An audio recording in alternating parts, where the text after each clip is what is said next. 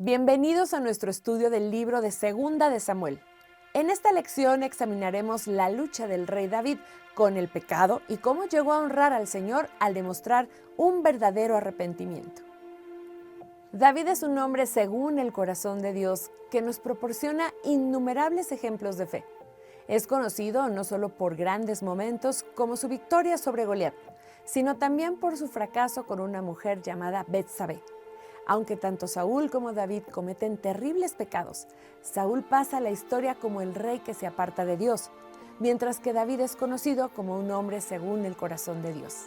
Entonces, ¿qué los hace diferentes entre sí?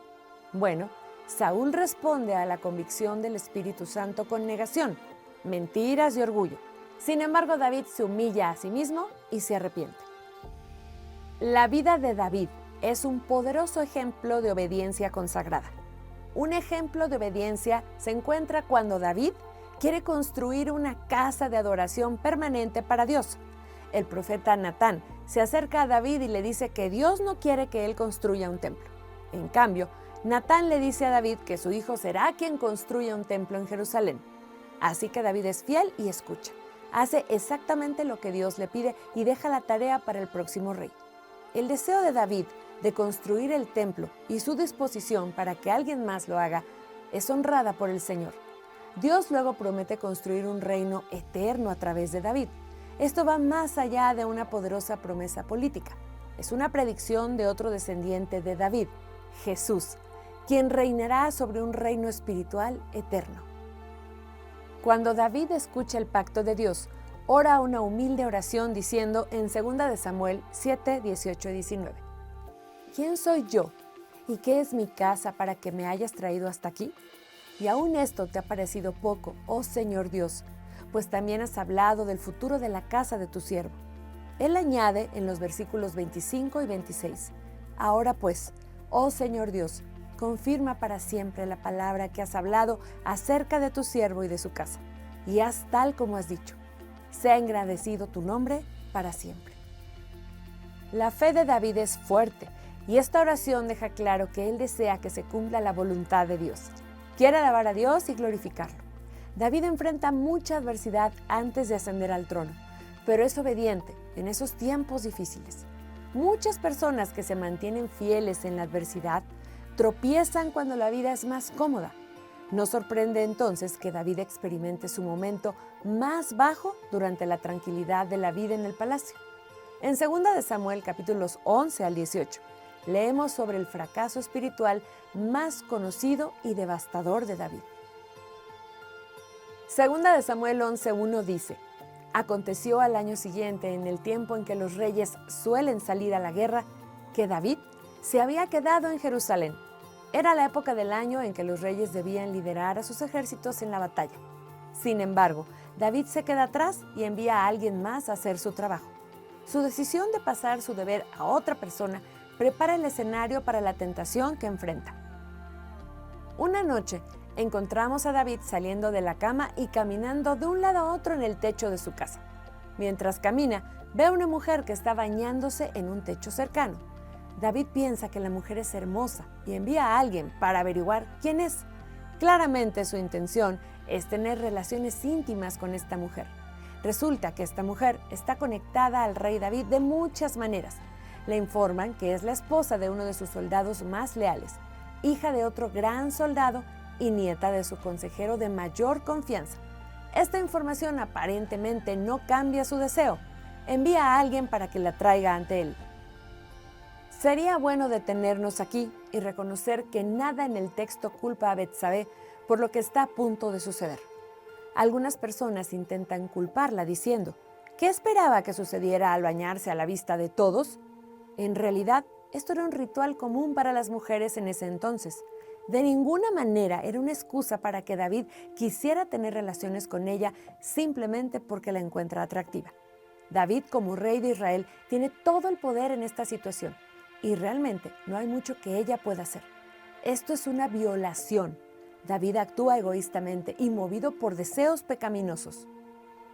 Después de este acto abusivo, David descubre que Betsabé ha concebido. Ella no estaba embarazada cuando su esposo partió a la guerra, por lo que David sabe que este hijo es suyo. En lugar de arrepentirse ahora por su pecado y la destrucción que ha causado, David parece tejer una red aún más grande de pecado y engaño en su lugar. Entonces, ¿qué hace David a continuación? Trae a Urías, el esposo de Betsabé, de vuelta de la batalla antes de lo previsto. David asume que Urías irá a casa con Betsabé y pensará que el hijo es suyo. Sin embargo, Urías es un soldado tan leal que no irá a casa a estar íntimamente con su esposa mientras sus compañeros soldados sigan luchando en la guerra. Desesperado, David embriaga a Urías e insiste en que se acerque de nuevo a Betsabé, pero incluso ebrio, Urías se niega. Urías es muy diferente aquí a David. Urías valientemente va a la batalla mientras David se queda en su cómodo palacio. Urías se niega a tener intimidad con su propia esposa para honrar el sacrificio de sus compañeros soldados, mientras que David viola a una mujer. David se da cuenta de que nada de lo que está haciendo está ayudando en absoluto a la situación. Una vez más, en lugar de arrepentirse, continúa por este camino pecaminoso. Intenta una nueva táctica y escribe un mensaje a su general, Joab, diciendo en 2 de Samuel 11:15, pongan a Urías en el frente más peligroso de la batalla. Luego retírense de él para que sea herido y muera. ¿Entendiste eso? Está tratando de hacer que maten a Urías, quien no ha hecho nada malo. No pasa mucho tiempo antes de que Joab responda al rey diciendo, los arqueros tiraron contra tus servidores desde arriba del muro y murieron algunos de los servidores del rey. También tu servidor Urías el Eteo ha muerto. Urías muere junto con los hombres honorables que lo rodeaban. Luego, David toma a Betsabé como su esposa, después de que ella ha pasado algún tiempo de luto por su esposo. No solo David es un cobarde y adúltero, sino que ahora también se ha convertido en un asesino. Es difícil leer todo esto y no preguntarse, ¿cómo podría un hombre, según el corazón de Dios, cometer pecados tan terribles una y otra vez? Por terribles que sean estos pecados, la respuesta de David al final de todo esto es uno de los mejores ejemplos en las Escrituras de cómo fracasar exitosamente. Todos nosotros, al igual que David, somos propensos al pecado y al fracaso. La historia de David nos ayuda a aprender acerca de la gracia y la misericordia de Dios y nos enseña cómo lidiar con nuestros propios fracasos. Siempre debemos esforzarnos por la rectitud, pero David nos muestra cómo responder cuando fallamos. Ahora veamos el papel del profeta Natán en esta historia. En 2 de Samuel 12, este valiente profeta se acerca a David y le cuenta una historia de injusticia. En la historia había un hombre rico con muchos rebaños que tenía un vecino, pero con solo un corderito que amaba profundamente. Cuando llegaron invitados a visitar al hombre rico, en lugar de cocinar uno de sus muchos corderos, mató y sirvió el único corderito del hombre pobre. David se enfurece al escuchar esto y responde en el versículo 5. Vive el Señor, que el que hizo semejante cosa es digno de muerte. Sin embargo, la ley de Dios no exige la muerte en este tipo de situación, por lo que el juicio oficial de David es el siguiente. Él debe pagar 4 veces el valor de la corderita, porque hizo semejante cosa y no tuvo compasión. En este punto, Natán pronuncia estas famosas palabras ante David y toda la corte. Tú eres ese hombre. David podría haber ordenado que mataran a Natán por decir esto, pero en cambio, confiesa y se arrepiente. Dios perdona a David demostrando que las palabras en 1 de Juan 1:9 eran verdaderas incluso antes de ser escritas.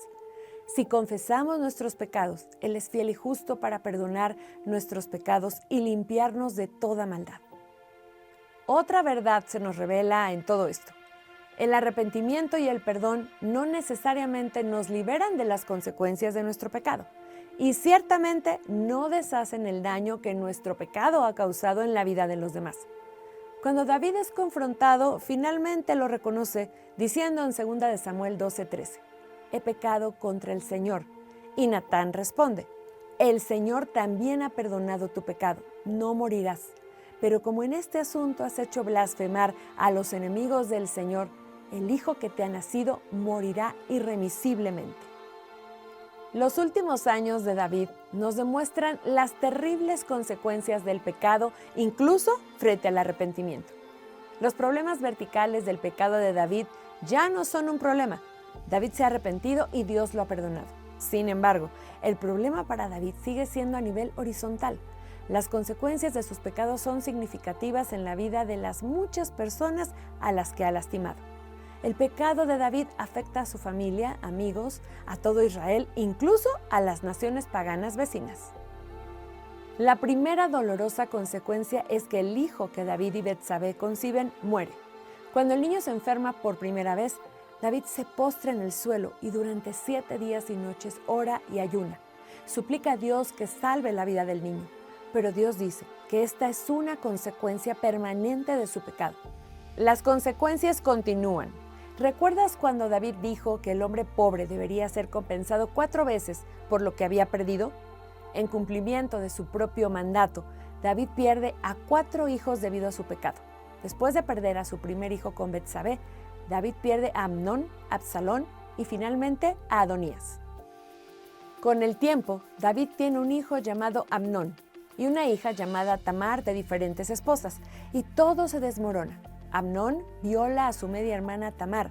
Luego, otro de los hijos de David y hermano de Tamar, Absalón, mata a Amnón. Por su crimen, Absalón huye para salvar su vida y se convierte en un fugitivo durante años antes de ser llevado de regreso a casa.